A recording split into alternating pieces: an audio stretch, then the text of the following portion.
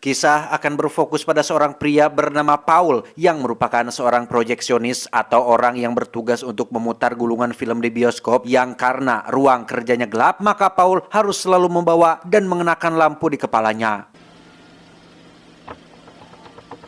Pada hari itu terlihat banyak sekali pengunjung karena kebetulan hari itu adalah hari bertepatan dengan dirilisnya film Bernapas Dalam Dubur. Tiba saatnya pemutaran, Paul pun memutar gulungan filmnya, kemudian kita bisa melihat semua pengunjung tertawa bersama tanpa tahu apa yang akan terjadi selanjutnya karena tiba-tiba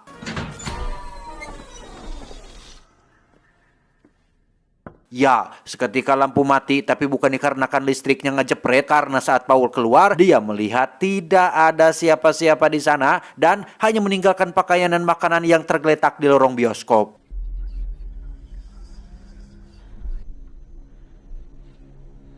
Tak lama, Paul pun bertemu dengan seorang bapak security yang sedang menyorongkan lampu yang sama-sama bingung dengan tentang apa yang sedang terjadi.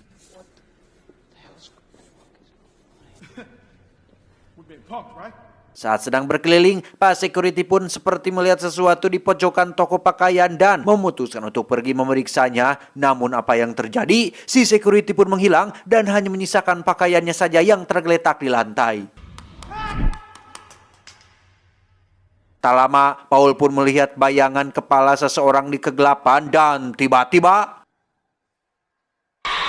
Dan inilah Vanishing on 7th Street. Beralih ke seorang perawat bernama Rose, di mana dia juga terlihat kebingungan saat melihat semua orang sudah menghilang, dan betapa terkejutnya dia saat melihat seorang pasien terlantar yang kebetulan sedang dioperasi yang lagi-lagi menghilang ketika lampu penerangannya mati.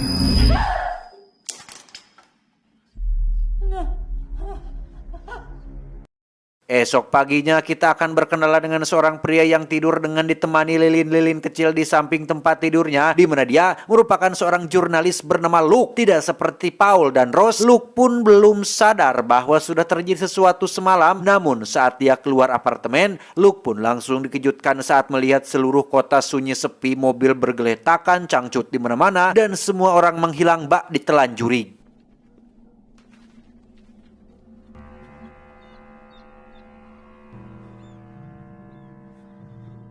72 jam kemudian diceritakan Luke sudah menyadari tentang apa yang terjadi dan bagaimana cara untuk bisa bertetap bertahan hidup, yaitu dengan terus berada dalam cahaya.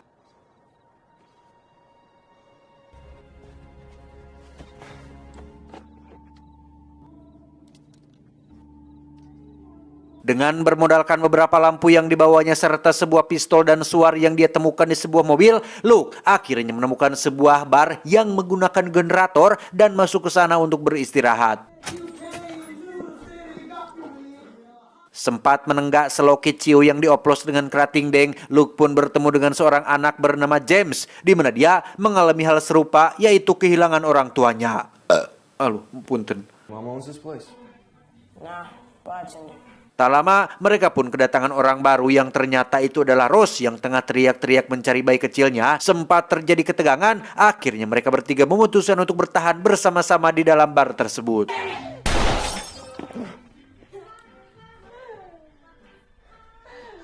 Kembali ke Paul yang ternyata masih bertahan hidup, di mana dia terluka dan berusaha untuk mendekati cahaya karena kegelapan itu ternyata seperti hidup dan berusaha untuk menariknya ke dalam kegelapan itu sendiri.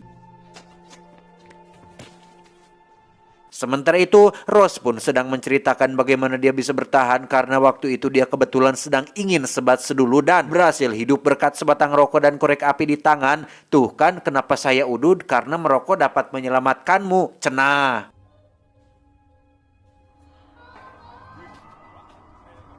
Paginya, Rose pun pulang ke rumah dan menemukan bayinya sudah tidak ada di sana, sehingga sekarang mereka bertiga mengalami nasib yang sama dan satu-satunya untuk tetap bertahan hidup adalah tetap bersama dan tetap berada dalam cahaya. I got a lot of light.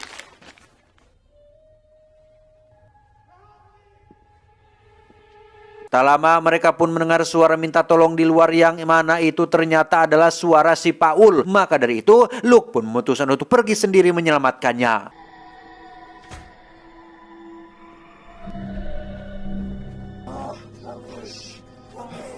Sialnya saat Luke akan membawa Paul ke bar, senternya tiba-tiba mati dan layaknya jurus bayangan Shikamaru, kegelapan itu pun seperti hidup yang siap untuk menelan mereka.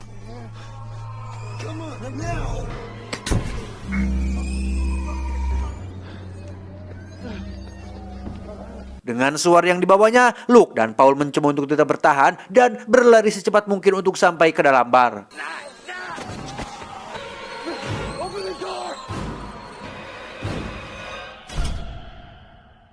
Saat sudah berhasil selamat dan berada di dalam, Paul pun menceritakan bagaimana dia bisa bertahan, yaitu berkat senter yang dibawanya. Saat itu senternya tiba-tiba mati, di mana dia sempat dipukul dan dibawa oleh sesuatu dari kegelapan itu dan berhasil bertahan saat senternya kembali menyala.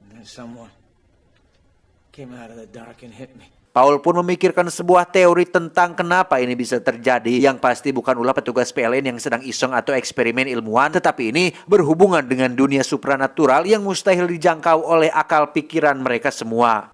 No bodies, no faces. I was fighting to exist.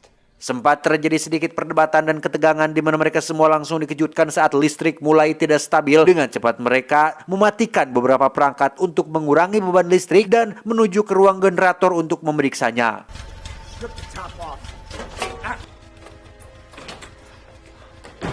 Setelah memeriksa generator, Paul kembali melanjutkan teorinya, namun kondisi yang kritis membuat tubuhnya lemah dan pingsan seketika. Whole entire colony completely vanished. What? Saat sudah dibawa ke atas, kita akan melihat bagaimana Luke bertahan, di mana saat itu dia pergi ke kantor berita tempatnya bekerja dan menemukan semua orang sudah menghilang. We have to adapt. Namun, Luke menemukan secercah harapan ketika dia melihat sebuah siaran dari Chicago yang mengatakan bahwa tempat itu merupakan tempat aman, di mana orang di TV tersebut memperingati semua orang untuk tetap berada dekat dengan cahaya dan jangan mempercayai cahaya lain selain cahaya yang kita pegang sendiri.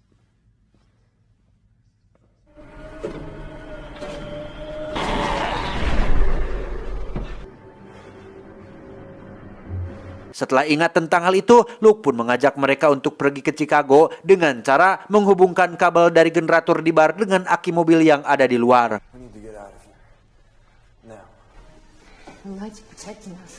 Untuk itu, Luke dan Rose pun pergi keluar, sementara James ditugaskan untuk menjaga Paul di bar.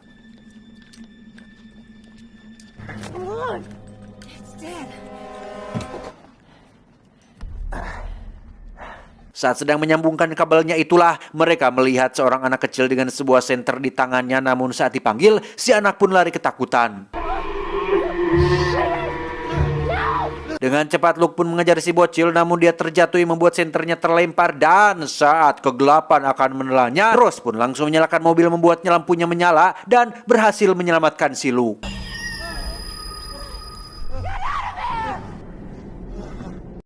Di dalam bar sendiri kita akan melihat Paul menyusul James di kamar mandi dan menemukan dia sudah tidak ada di sana. Paul pun terlihat menuju ke sebuah lorong panjang di mana terdapat lampu-lampu di atasnya untuk kemudian menemukan sebuah pintu, dan saat dibuka itu adalah sebuah tembok yang merupakan jalan buntu. Tiba-tiba satu persatu lampu mati yang membuat Luke tersungkur, dan saat akan ditelan kegelapan, ternyata itu adalah halusinasi Luke saat detik-detik menjelang kematiannya ditelan kegelapan tersebut.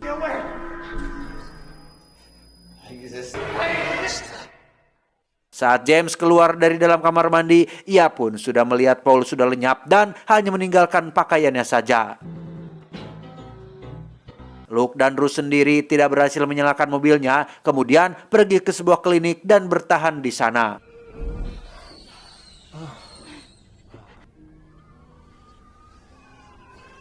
Saat Rose sedang mencari obat-obatan, dia melihat sebuah cahaya muncul di luar, yang mana terdapat sebuah roda bayi yang dikira Rose adalah anaknya, namun faktanya itu hanyalah sebuah jebakan dari kegelapan yang membuat Rose harus lenyap sebelum Luke berhasil menyelamatkannya.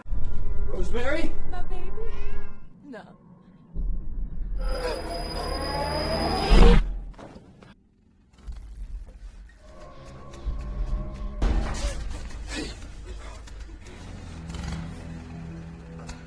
Luke kembali menemui James dan memutuskan untuk pergi dengan mobilnya, di mana Luke berusaha menyambungkan kembali kabel ke generator, dan saat mobilnya sudah menyala, Luke dengan cepat masuk dan segera pergi dari tempat tersebut. Okay!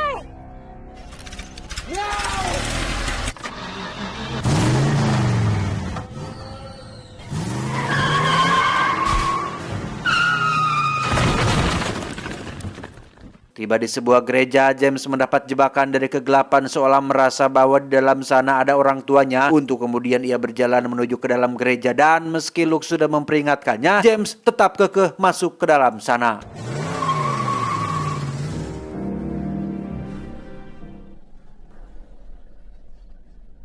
Sempat berniat pergi meninggalkannya, Luke memutuskan untuk kembali dan menabrakkan mobilnya. Namun saat Luke mencoba untuk membujuk James, lampu mobil tiba-tiba mati yang membuat ia harus lenyap seketika. James!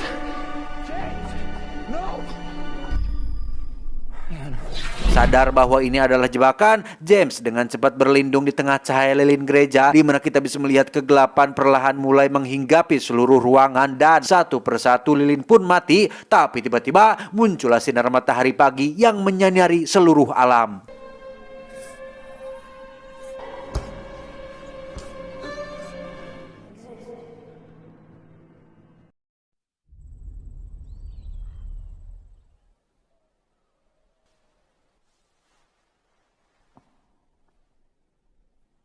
Tak lama muncullah si gadis kecil yang tadi, di mana mereka berdua melihat seekor kuda di luar yang entah dari mana datangnya, untuk kemudian memutuskan pergi menuju Chicago sesuai yang dikatakan oleh si Luke. Lah, bagaimana nasib si Luke dan yang lainnya? Malah si bocil beban ini yang bertahan. Aduh.